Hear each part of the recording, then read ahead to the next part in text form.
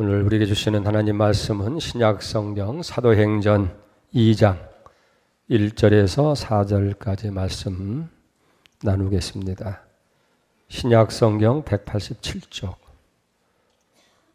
사도행전 2장 1절에서 4절까지 이제 1절 말씀부터 받들어 봉독해 올리겠습니다. 오순절 날이 이미 이름에 그들이 다 같이 한 곳에 모였더니 호련히 하늘로부터 급하고 강한 바람 같은 소리가 있어 그들이 앉은 온 집에 가득하며 마치 불에처럼 갈라지는 것들이 그들에게 보여 각 사람 위에 하나씩 임하여 있더니 그들이 다 성령의 충만함을 받고 성령이 말하게 하심을 따라 다른 언어들로 말하기를 시작하니라. 아멘.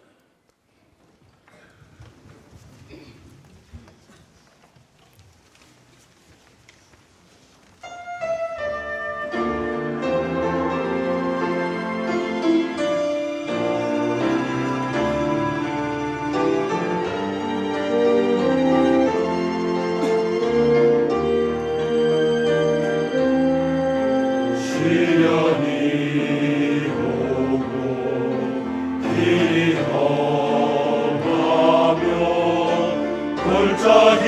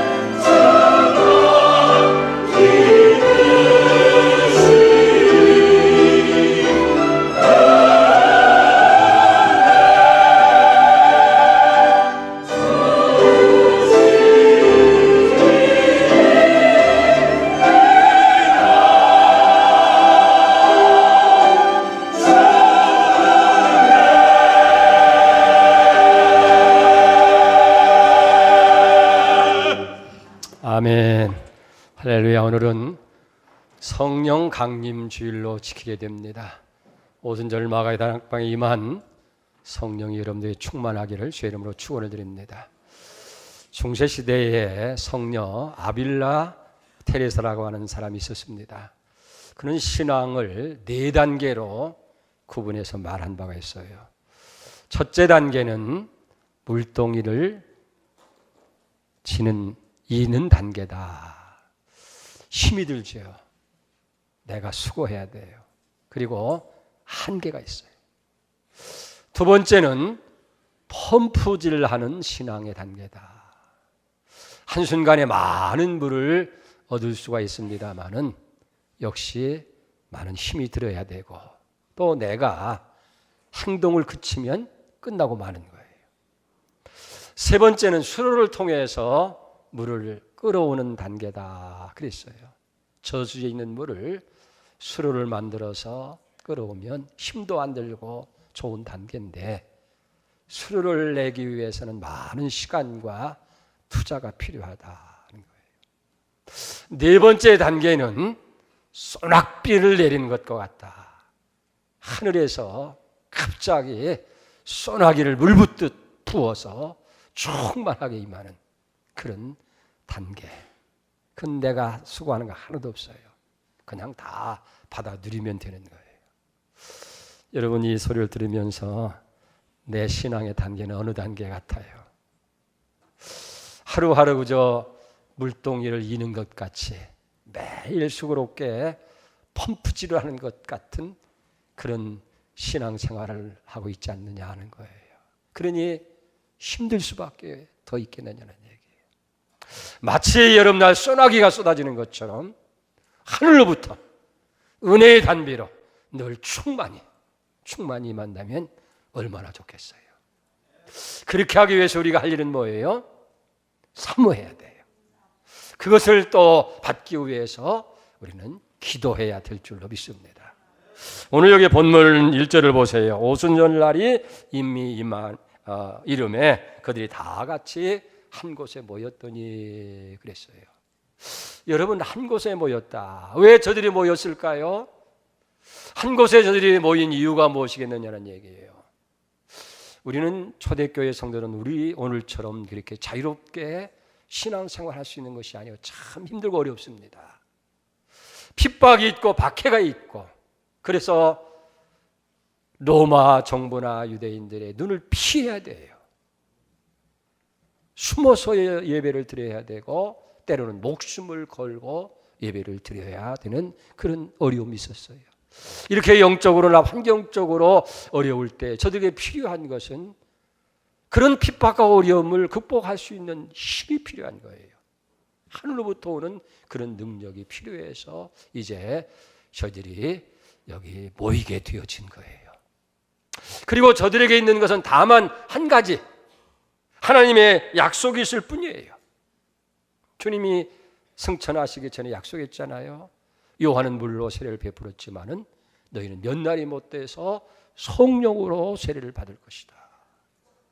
그리고 누가복음 24장 19절에 49절에 보면 볼지어다 내가 내 아버지께 약속하신 것을 너희에게 보내리니 너희는 위로부터 능력이 입히올 때까지 이 성에 머물라.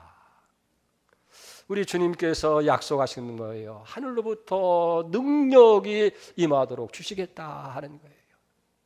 여러분 우리는 이걸 알아야 돼요. 우리 약속을 가지고 있는 사람들이에요. 어떤 약속이에요? 하늘로부터 주님께서 능력이 임하도록 그렇게 주시겠다는 약속이에요. 우리가 신앙생활하면서도 살아가면서 왜 무기력해 살아갑니까? 뭐 지혜가 부족하고 물질이 부족하고 힘이 모자라서가 아니고 받아야 할 것을 받지 못해서 그런 거예요. 여러분 그리고 그렇기 때문에 우리는 세상을 살아가면서 저마다 힘을 필요로 하잖아요. 학교에 가서 열심히 공부하는 이유가 어디 있습니까? 아는 것이 힘이에요. 지식이 힘이에요. 그래서 배워야 되는 거예요. 열심히 돈을 모으고 물질을 모으는 건 뭐예요? 돈에 힘이 있기 때문에 그래요. 돈의 힘. 그리고 권력의 힘이 있습니다. 그렇기 때문에 세상에는 지식이라든지 물질의 힘이라든지 권력의 힘이라든지 육체의 힘들이 있어요. 근데 이 힘이 다 좋은 건 아니에요. 좋은 힘이 있는가 하면 나쁜 힘도 있어요. 좋은 힘은 뭐예요? 나도 살고 다른 사람도 살리는 그 힘이 진짜 좋은 삶이에요. 힘을 가지고 마음대로 휘두르고 자기 멋대로 하다가 결국 그것 때문에 망하는 사람들이 얼마나 우리 주변에 역사를 통해서 우리가 보게 되잖아요. 그런데 이런 좋은 힘을 받아야 되는데 좋은 힘은 위로부터 와준다 하는 거예요. 그리고 그 힘을 우리가 어떻게 받느냐 하는 것이 여기 중요하게 되어지는데, 이 힘은 먼저 하늘로부터 오는 힘은 약속이 되어졌다는 거예요. 그리고 우리가 받을 수 있는 것은 기도함으로 받을 수 있다. 그래서 언제나 하나님의 약속과 기도는 함께 가는 거예요. 언제든지 우리를 향하신 하나님은 약속이에요.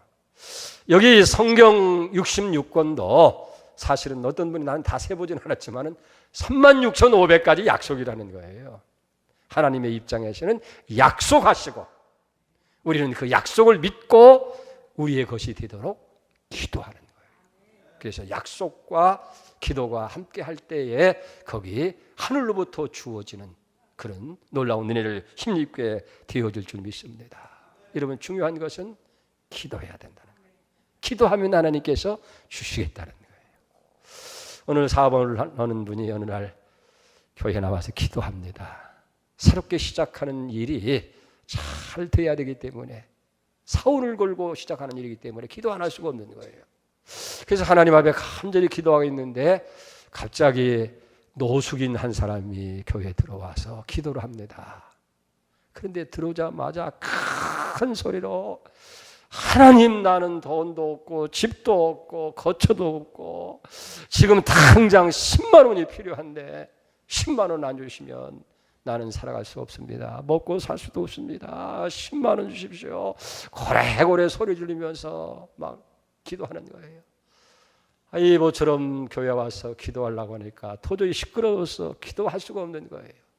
그래서 이 사업가가 기도를 중단하고 그 사람한테 가서, 여보시오 10만 원이 필요하다면 내가 10만 원 줄 테니 그저 조용히 기도하시든지 아니면 이 10만 원 받아가지고 필요한 데 쓰시라고 10만 원을 주었어요. 그랬더니 노숙인이, 하나님 아버지 감사합니다. 10만 원 주셔서 감사합니다. 사실은 사업가가 10만 원 주었지만은 노숙인은 기도의 응답인 거예요. 즉각적으로 하나님께서, 그러니까 사람을 통해서도 하나님께서 그렇게 응답하시는 거예요. 여러분, 이게 중요합니다. 기도하면 하나님 반드시 주시는 거예요. 성령도 능력도 마찬가지예요. 우리가 누가복음 11장 13절에 보면, 너희가 악한 자라도 좋은 것으로 자식에게 줄 줄 알거든 하물며 하늘에 계신 너희 아버지께서 구하는 자에게 성령을 주시지 아니하시겠느냐. 우리가 기도하면 성령을 주신다. 그렇기 때문에 기도하면서 구해야 돼요. 지난 목요일 날 미국 프라미스 교회에서 김남수 목사님과 또 포포틴 이사장이신 최완기 목사님 오셔서 마침 우리 안산제일교회 원로이신 고은 목사님 초청을 우리가 잠시 들렸습니다. 함께 나눴는데 그때 간증해주는 그런 일들이 있어서 잠깐 그 얘기를 좀 여러분들 소개하려고 이렇게 합니다. 그분은 위암 말기로 인해서 위를 2분의 1이나 축처하더라고. 취장까지 또 전이가 돼서 치장을 3분의 1을 잘라내고, 또 그것이 12지장까지 암이 전이가 돼서 12장을 전부 다 드러냈어요.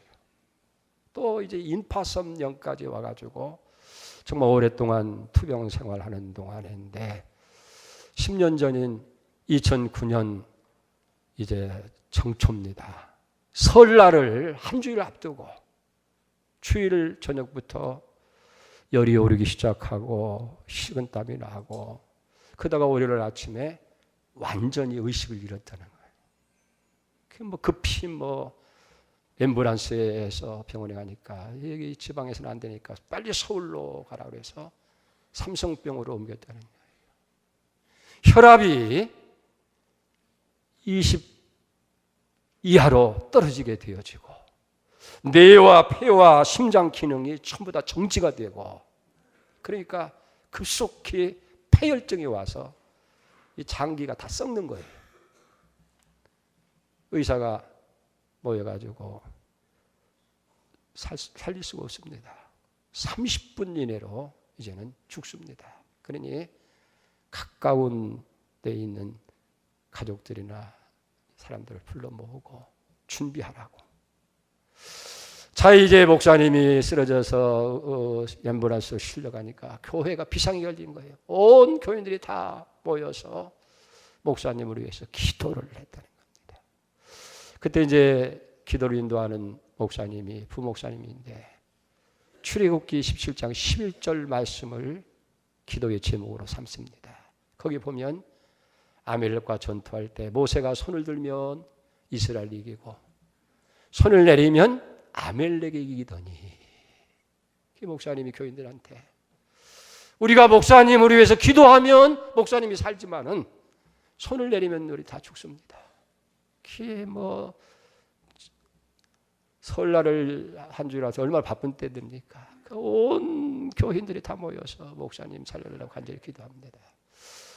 목사님이 무의식 중에 이제 그런 생각이 문득 들더라는 거예요. 아이고, 내가 이제는 죽는구나. 죽으면 더 이상 이 병, 고통을 당한다고 되고 하나님 나라 가니까 얼마나 좋은가. 하나님 나 빨리 데려가십시오.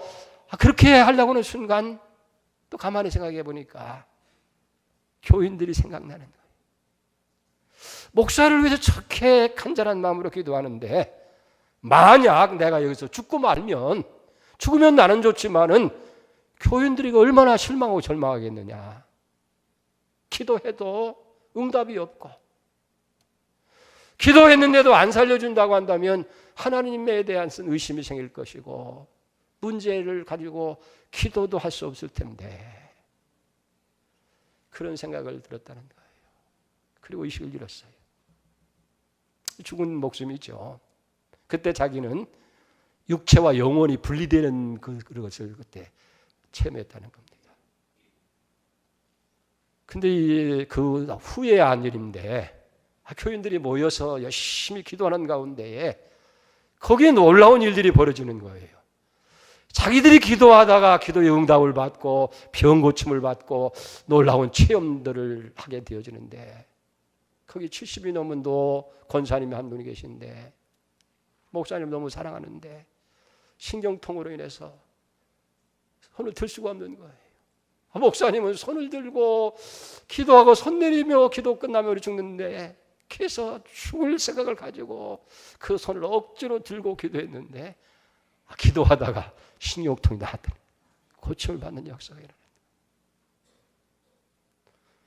목사님의 의식을 잃은 가운데 하나님께서 세 가지를 보여줍니다. 근데 그게 하나님도 아니고 예수님도 아니고 천국도 아니고 공중에 나는 새. 두 번째는 사람들이 짓밟히고 짐승에 뜯기는 풀. 그 다음에 하루살이 날파리를 보여주는. 그러면서 그 속에 생명력이 있는 것을 보게 돼요. 생명을. 공중에 나는 새에게도 다 짓밟히고 뜯기는 들풀에도 하루살이 속에도 생명이 있는데 생명을 본 거예요. 그때 하나님의 감동이 주어지는 것이, 고은아, 새를 봐라.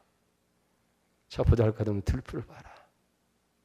하루밖에 살지 못하는 하루살이에게도 내가 생명을 주어서 살게는 생명의 주인이 내다.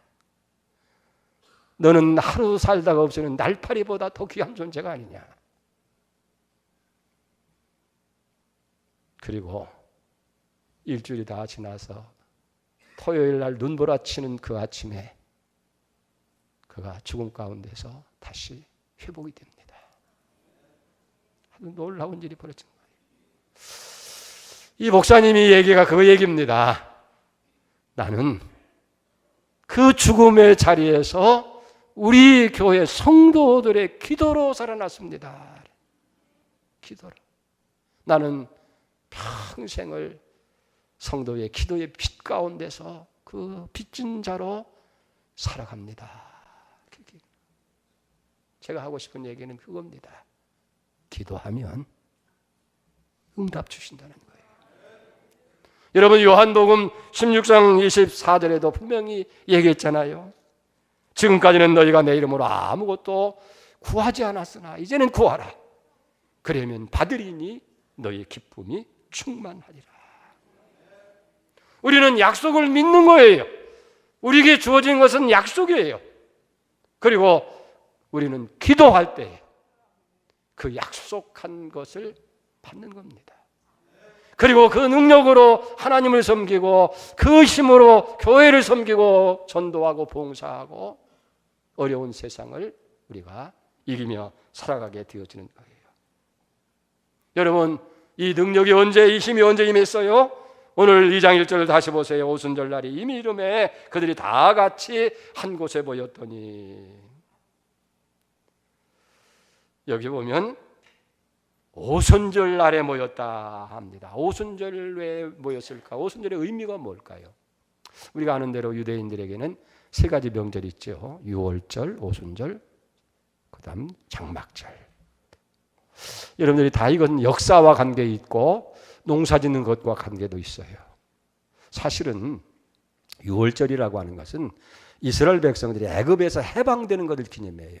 유월절 어린 양을 잡고 그 피를 바르고 장자의 죽음을 면하고, 그리고 바로가 항복하고 이스라엘 백성들에게 해방력이 선포돼서 나오잖아요. 이게 역사적인 사실이에요. 이게 유월절입니다. 그걸 이스라엘 백성은 지키고 그때 곡식이 익어가요.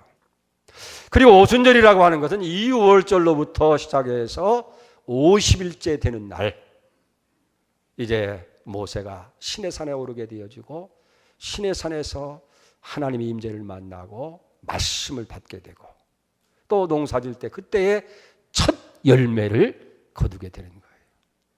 또 장막절이라고 하는 것은 광야 생활을 저들이 정리하면서 마지막 연말에 이제 모든 추수 끝난 후에 저장하는 그런 절기를 여기 지키게 되어집니다. 근데 성령이 이 오순절에 임했다 하는 건 귀한 거예요.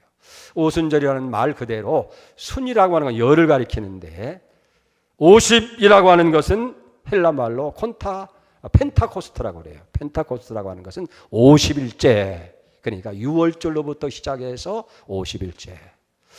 여러분, 우리는 부활주의를 지켰죠. 그러니까 부활절 전에 6월절에 예수님이 십자가에 돌아가시잖아요. 어린 양으로. 그래서 이제 50일째 되는 주일, 오늘 우리가 성령 강림 주일로 여기 지키게 된다 하는 거예요. 여기에서 이스라엘 백성이 이 오순절에 구약에 보면 두 가지 일이 일어나잖아요. 첫째는 시내산에 저들이 올라갔고 첫 곡식을 저들이 거두게 됐고, 또 신약의 오순절이라고 하는 것도 같은 맥락으로서 하나의 그 구약은 모형이에요. 저들이 신약의 시내산 다락방에 모인 거예요.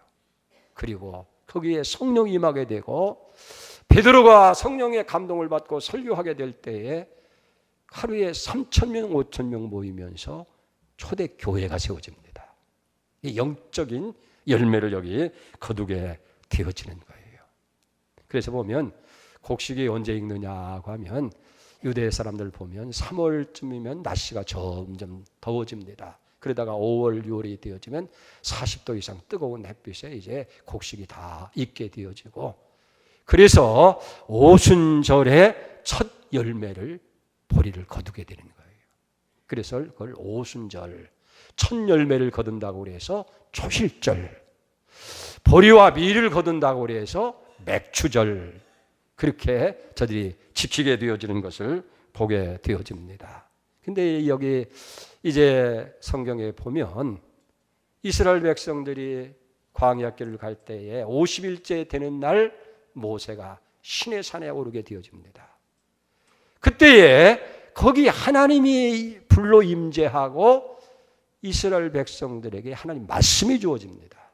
그것이 출애굽기에 나오죠. 출애굽기 19장 18절에 보니까 시내산의 연기가 자욱하니 여호와께서 불 가운데 거기 강림하시니라.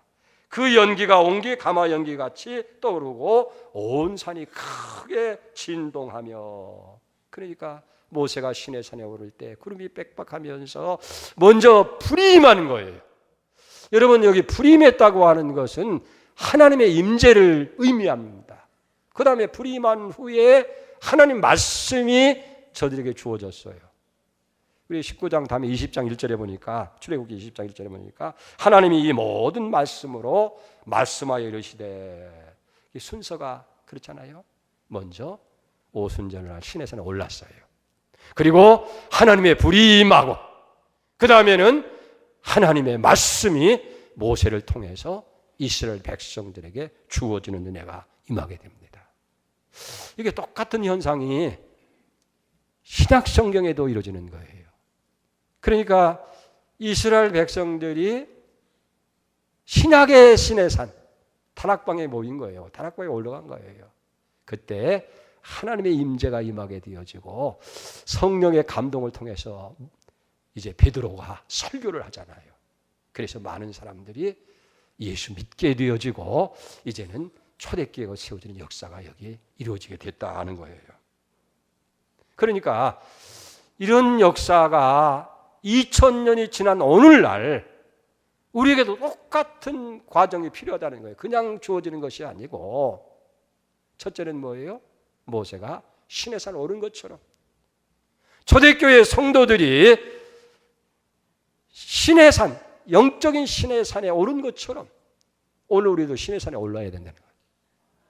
그게 뭡니까? 교회. 오늘 교회. 그리고 여기 초대교회 성도들이 열흘 동안 간절히 함께 모여서 기도했다고 그랬어요.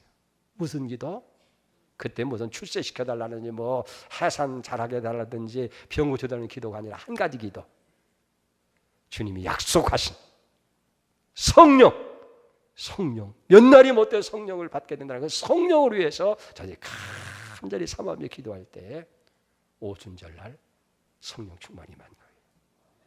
오늘 우리도 20세기의 시내산인 성전에서 우리가 정말로 초대교회 성도들처럼 하나님의 약속을 붙들고 간절한 마음으로 삼하며 기도할 때에 저들에게 성령 임한 것처럼 우리에게 임할 줄 믿습니다. 자, 어떻게 임한다 보세요. 2절 3절입니다.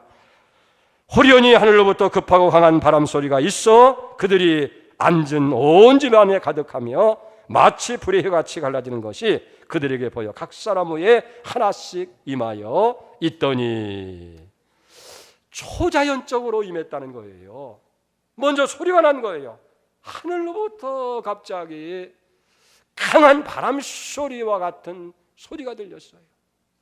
그 다음에 무언가 눈에 보이는데, 불 같은 것이 보이는데 불은 아니고 불의 혀같이 갈라지는, 그리고 이상한 소리가 들립니다. 4절 보세요. 성령이 말하게 하심을 따라서 다른 방언들로 말하기를 시작하니라. 이상한 소리가 들리고 이상한 모습이 보이고 들기는 들려지는데 알아들을 수 없는 그런 말들이 여기 들리게 됐다는 거예요. 소리가 났는데 바람 소리 같은데 바람은 아니고, 불 같은 것이 보이는데 불은 아니고 불의 혀같이 갈라지는 모습, 그리고 사람의 소리가 들리는데 알아들을 수 없는 그런 소리. 그게 뭐냐면 초자연적으로 각 사람들에게 체험되는 역사가 일어났다. 이게 성령이 초대교회에 일어난 현상인 줄 믿습니다. 여기 중요한 것은요, 다른 것보다도 하늘로부터 왔다는 거예요. 하늘로부터. 자, 2절을 다시 보세요. 호련히 하늘로부터. 여러분, 귀한 것은 하늘로부터 주는 거예요. 이거를 깨달은 야고보는 그렇게 고백하잖아요. 야고보 1장 17절에 보면 온갖 좋은 은사와 온전한 선물이 다 위로부터 빛들의 아버지로부터 내려오나니 그는 변함도 없으시고 회전하는 그림도 없다. 온갖 좋은 은사와 좋은 선물이 위로부터, 어디로부터? 아버지 하나님께로부터 우리에게 주어진다 하는 거예요. 그렇습니다. 모든 좋은 것은 하나님께로부터 주는 거예요. 구원도, 권세도, 능력도, 축복도 다 위로부터 하나님께로부터 주는 거예요. 여기 위라고 할 때 어떤 공간적인 개념이 아니에요. 우리는 천국하고 하면 그냥 하늘나라로만 생각하는데 바울이 그랬잖아요. 고린도서 보면 내가 3층전에 올라갔다. 그래서 그는 하늘을 세 가지로 구분하잖아요. 이 대기권, 그 스카이라고 그래요. 우주 공간을 스페이스라고 하고, 그 다음에 3층천을 가리켜서 헤븐, 거기가 천국이다. 하나님께서 통치하는 그런 영역을 의미하게 되어집니다. 그러니까 어디서 왔느냐면 스카이가 아니에요. 우주 공간이 아니고 하나님께로부터 우리에게 주어졌다 하는 거예요. 우리가 거듭나는 것도 그렇습니다. 어떻게 거듭날 수가 있어요? 성령이 하늘로부터 오시게 될 때 거듭나는 거예요. 그래서 예수님께서 니고데모가 찾아왔을 때에 하는 말씀이 뭐예요? 내가 진실로, 요한복음 3장 3절에 보면 진실로 내게 이르노니 사람이 거듭나지 아니하면 하늘나라로 볼 수가 없다. 여기 거듭난다는 말이 헬라 말로 게네테 아노텐이라고 하는데, 이건 위로부터 난다. 위로부터 나지 않으면 하늘나라 볼 수가 없다. 그래서 이 위로부터라고 하는 말은 성령님께서 오셔서 우리로 하여금 거듭나도록, 다시 태어나도록. 그러니까 첫 번째 태어나는 뭐예요? 부모를 통해서 우리가 태어나는 거예요. 또 구원받은 하나님의 자녀가 되기 위해서는 위로부터 나는데 그건 성령을 통해서 주신다고 말이에요. 그래서 예수님이 요한복음 3장 5절에 그렇게 얘기하잖아요. 예수께서 대답하시되 진실로 진실로 내게 이르노니 사람이 물과 성령으로 거듭나지 아니하면, 이 거듭나는 것이 두 가지. 물, 말씀이에요. 우리가 거듭나는 썩어질 씨로 된 것이 아니라 항상 이거 살아있는 말씀으로, 하나님 말씀을 통해서 성령의 새롭게 하심을 통해서 이 거듭나는 거예요.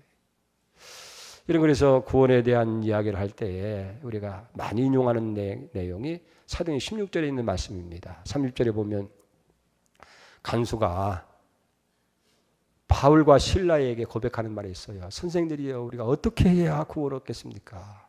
그때 사도행전 16장 31절에 주 예수를 믿어라. 그리하면 너와 네 집이 구원을 얻으리라고 그렇게 말씀하고 있어요. 근데 바울은 디도서 3장 5절에 이렇게 얘기합니다. 우리를 구원하시되 우리가 행한 바 의로운 행위로 말미암지 아니하고 오직 그의 긍휼하심을 따라서 중생의 씻음과 성령의 새롭게 하심으로 하셨다. 중요한 것은 뭐예요?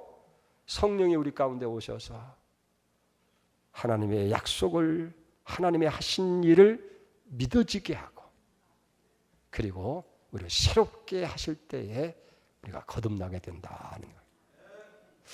자, 거듭나면 여러분들이 하나님의 자녀로 난 걸로 다 된 게 아니에요. 그 갓난아기나 난 거예요. 미숙해요. 아기는 아무것도 못해요. 성장하고 성숙해져요. 그걸 거룩해진다, 성화되어진다는 거예요. 이게 신앙의 우리가 발전이고 성숙입니다. 근데 이 거룩이라고 하는 것이 우리가 어떻게 이루어지느냐는 거예요. 근데 2000년 우리 기독교 역사에서 이게 두 가지 논쟁이 있었어요. 하나는 모방이라는 것이고 또 하나는 이식이 돼야 된다는 얘기예요. 이게 무슨 얘기냐고 하면, 모방이라고 하는 것은 우리가 거룩하게 되는 것은 끊임없이 예수님을 닮아가는 것. 그러니까 예수님처럼 행동하고 예수님을 생각하고 예수님을 사랑하고 그렇게 예수님을 자꾸 닮아가려고 애쓰고 노력하다 보면 예수 닮아간다. 그걸 모방설이를 하는 거예요. 이식이라는 건 뭐냐면 죄로 타락하고 죄성으로 가득한 인간이 노력하고 애쓴다고 해서 예수님 닮아가겠느냐? 그건 안 된다. 그거 갖고는 안 되고, 성령이 우리 가운데 오셔서 우리 가운데 임재하는 걸 이식이라는 거야. 이식, 심겨지는 것. 성령이 우리 가운데 머무는 것. 그걸 임플란트, 이식된다. 그래서 성령이 우리 가운데 계셔서 우리를 주장하심으로 얘기해서 이제 예수를 닮아가도록 감동하시고 강권하시고 역사하셔서 비로소 우리가 거룩한 사람으로 바뀌어진다. 그걸 이식설이라는 거예요. 여러분 어떻게 옳은 것 같아요? 사실은 두 가지가 같이 가야 돼요. 같이 가야 돼. 먼저 이식 있고 성령이 먼저 내 안에 오셔서 계시고 그 다음에 성령이 주시는 힘을 가지고 아무리 우리가 말씀대로 살고 하나님 뜻대로 살려고 해도 안 되잖아요. 타락된 본성 가지고는 어려워요. 결심하고 돌아서도 또 죄 가운데 또 자꾸 하니까 성령의 도움을 받아야 돼요. 성령이 인도하시고 감동을 따르시고 강권하실 때 우리가 순종하고 자꾸 애쓰고 노력해서 결과적으로는 성령이 인도한 대로 예수님을 닮아가는, 그래서 그리스도의 장성한 분량까지 우리가 성숙해지는 그런, 이게 진실로 우리가 거룩해지는 하나의 과정이라 하는 거예요. 그렇기 때문에 여기 중요한 것은 초자연적인, 여기서 오늘 성경에 보니까 소리와 그리고 모양과 언어를 통해서 이제 성령이 강권적으로 저들에게 임재하신 거예요. 그렇게 될 때 어떻게 돼요? 그때부터 성령이 우리를 통치하게 되어진다 하는 얘기예요. 그렇기 때문에 이제는 성령이 내 안에 오신 거예요. 우리가 할 일은 뭐예요? 성령이 지배하시도록 우리를 맡겨서 이끄는 대로 순종하고 따라가고 닮아가게 되어질 때에 우리는 성령 충만의 사람이 되어지고 거룩한 사람이 되는 거예요. 이게 거룩의 순서입니다. 이걸 조금 더 다른 면으로 설명한다고 한다면 이게 성령에 대한 얘기인데요. 참 어려운 거예요. 성령 세례와 성령 충만의 관계를 우리가 좀 알아야 돼요.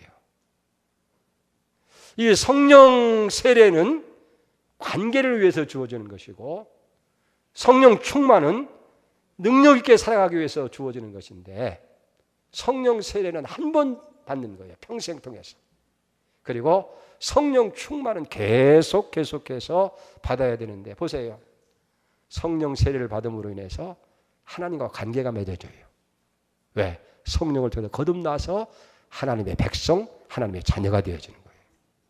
그 다음에는 이제는 하나님의 자녀가 살기 위해서 늘 성령 충만이 필요하다는 거예요. 그 성령의 능력을 따라서 우리가 살아가게 되어지는 거예요. 여러분 이게 굉장히 중요하다 하는 거예요. 그래서 성령이 내 안에 이제 오셔서 내가 성령을 따라 살아가면서 이제는 성령 충만한 사람으로 성령이 이끄시는 대로, 성령이 감동하시는 대로, 성령이 권면하시는 대로 우리가 살게 될 때에 그걸 성령 충만이라 하는 거예요. 좀 쉬운 말로 설명을 드린다고 한다면 성령 세례라고 하는 것은 결혼하는 것과 같고 성령 충만은 부부가 사랑하는 것과 같다. 그렇게 설명할 수 있어요. 우리가 평생 부부간에 살면서 결혼 몇 번 해요? 한 번 하죠. 한 번 하죠. 뭐 중간에 가서 또 해보는 사람도 있습니다만은 그건 하나의 요식 행위고 결혼은 한 번 하는 거예요. 나도 한 번밖에 안 했어요. 한 번 하는 한 번. 그건 성령 세례이고 그 다음에 사랑은 뭡니까? 평생을 계속하는 거예요. 결혼했다고 해서 하루아침에 뭐 몽땅 사랑하고 몽땅 사랑을 받고 주는 게 아니잖아요. 자꾸 노력해야 되죠. 성격도 맞춰야 되고 또 뭐 생각하는 거라든지 먹는 거라든지 음식 하라든지 하다 보면 좀 닮아가요. 살다 보면. 네? 그래서 결혼은 한 번 하지만은 사랑은 평생 계속하는 것처럼 성령 세례는 한 번 받는 것이고 그 다음에는 우리가 성령께서 내 안에 오신 다음에는 그 성령을 따라서 살아갈 수 있도록 매일 우리가 순종하는 삶을 살아야 된다 하는 거예요. 그래서 오늘 여기 4절을 보세요. 그들이 다 성령의 충만을 받고 성령의 말하기심을 따라 다른 방언들로 말하기를 시작하느니라. 그러니까 성령은 한 번 받지만은 거듭나고 구원받아서 이제 하나님 관계가 형성되잖아요. 그 다음에는 계속해서 우리는 성령의 뜻을 따라갈 때에 충만한 자리에 이르게 된다 하는 거예요. 우리가 여기 하나 분명히 할 게 있어요. 여러분 성령 받았어요? 안 받으셨어요? 받았어요? 안 받았어요? 받았으면 아멘, 안 받았으면 노멘. 받았죠. 다 받았어요. 왜 그러냐면 성령이 아니고는 예수를 주라 시인할 수가 없어요. 로마서 8장 14절에도 보면 성령으로 인도함을 받는 그 사람이 하나님의 아들이라고 그랬어요. 하나님을 아버지라고 부를 수 있고 내가 자녀라고 하는 것은 이미 성령의 인도를 받는 거예요. 그리고 고린도전서 12장 3절에 보니까 성령으로 아니하고는 누구든지 예수님을 주로 시인할 수가 없다. 어떻게 예수를 여러분들이 하나님으로 나의 구원자로 그렇게 믿는 거예요? 성령의 역사예요. 2000년의 사건을 어떻게 오늘 우리가 와서 받아들이는 거예요? 성령의 역사예요. 성령이 깨닫게 하시고 알게 하시고 믿어지게 하시고 순종하게 하셔서 우리가 거듭나서 하나님 자녀가 됐고 그 다음에 성령을 통해 성령으로 말미암아서 내가 예수로 주로 시인되는 거예요. 하나님 아버지로 믿어지는 거예요. 그러니까 여러분은 다 성령 받았어요. 안 받은 게 아니라 받은 거예요. 이게 성령 세례예요. 그러니까 그건 한 번이고 그 다음에 우리가 할 일이 뭐냐면 이걸 분명히 나는 성령의 사람이다. 성령 받은 거예요. 그러니까 내가 죄를 짓고 잘못하더라도 성령이 이놈 하게 되면 가슴이 뜨끔하고 그러잖아요. 예? 잘못된 거 회개하고 돌아서고 이게 성령의 역사예요. 충만은 뭐냐면 계속해서 이제는 성령의 뜻에 순종하려고 노력하는 거예요. 애쓰는 거예요. 그것도 성령이 도와주셔야 되죠. 그래서 에베소 5장 18절에 보면 술 취하지 말라 이는 방탕한 것이니 오직 성령 충만을 받아라.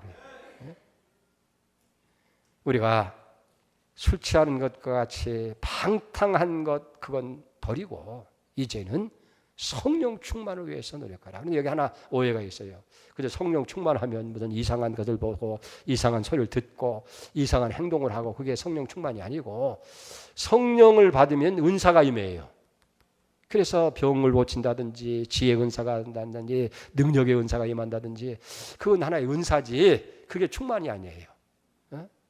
충만은 뭐냐면 계속해서 성령이 나를 지배하는 거예요. 성령이 나를 이끌어가는 대로 끌려가는 거예요. 이게 성령이에요. 충만이에요. 그래서 성령 충만은 늘 우리가 부부간에도 그러잖아요. 부부간에도 결혼을 한 번 하지만은 사랑의 관계를 갖기 위해서는 계속해서 노력해야 돼요. 남편만 노력해서도 안 되고 아내도 노력해서 말조도 조심해야 되고 행동도 조심해야 되고 섭섭한 건 이제 속으로 참아야 되고 그렇게 하면서 이렇게 사랑을 만들어가는 것처럼 성령도 마찬가지네. 성령도.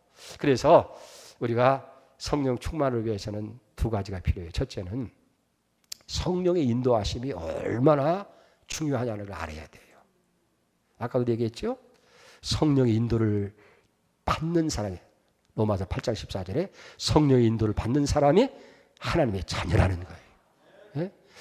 우리가 하나님의 자녀답게 그리스도인답게 신앙인답게 살려면 성령의 인도를 받아야 된다는 거예요. 성령의 인도를 받으려면 어떻게 해요? 성령이 우리를 늘 감화하시는 거예요. 감동하시는 거예요. 예? 그래서 그 성령의 뜻을 우리가 따르려고 애를 쓰고 그 인도를 받는 거예요. 그 다음에 두 번째는 뭐냐면 성령이 우리가 이제 온전히 맡기는 삶을 위한 거예요. 성령이 나를 지배하도록 그래서 성령을 의지하고 성령을 맡기고 성령을 순종하는 거예요. 그게 뭐냐면 기도 생활입니다. 여러분이 늘 성령이 나를 이끌어갈 수 있도록 인도해 가시도록 내가 성령 따라 순종해 살도록 그걸 계속하는 것이 충만을 향해 나가는 거예요. 충만해지는 거예요. 쉽게 얘기하면 내가 지금 10억짜리 수표를 내 호주머니에 넣었다고 생각했어요. 그럼 이런 어떻게 행동하겠어요? 교회 와서도 조심할 거예요. 도둑놈이 옆에 있는가? 도둑놈이 생긴 옆에 있는가? 버스를 타도 혼자 조만큼 떨어져서 가고, 그 다음에 내려서는 화장실에 가서 돈이 제대로 있는가 한번 확인하고.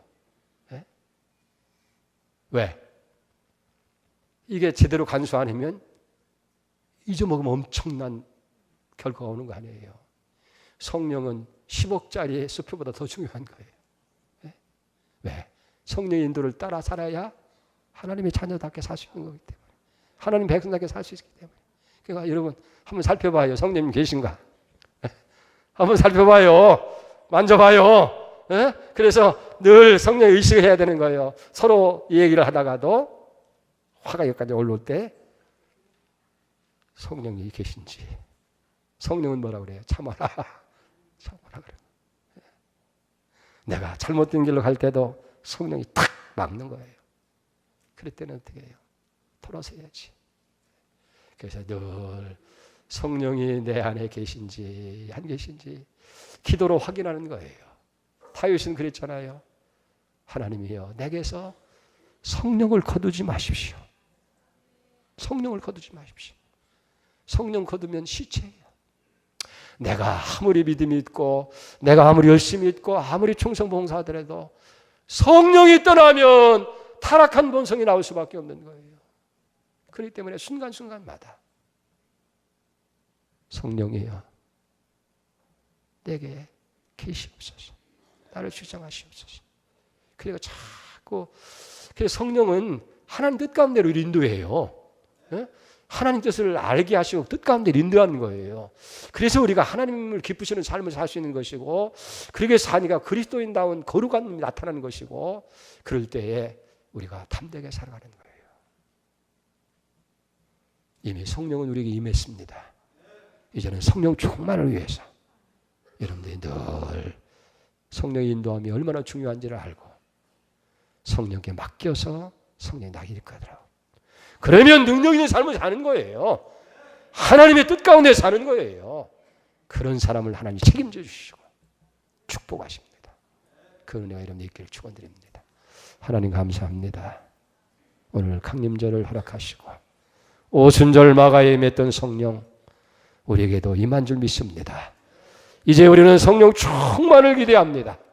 술 취하지 말라 이런 방탕한 것이라고 말씀하시고 오직 충만을 받으라고 그랬는데 늘 성령의 인도를 따라 살게 하시고 성령을 의지하며 맡기며 순종하며 성령의 인도를 따라 충만한 삶이 되게 해 주옵소서. 예수님의 이름으로 기도 올려옵나이다. 아멘.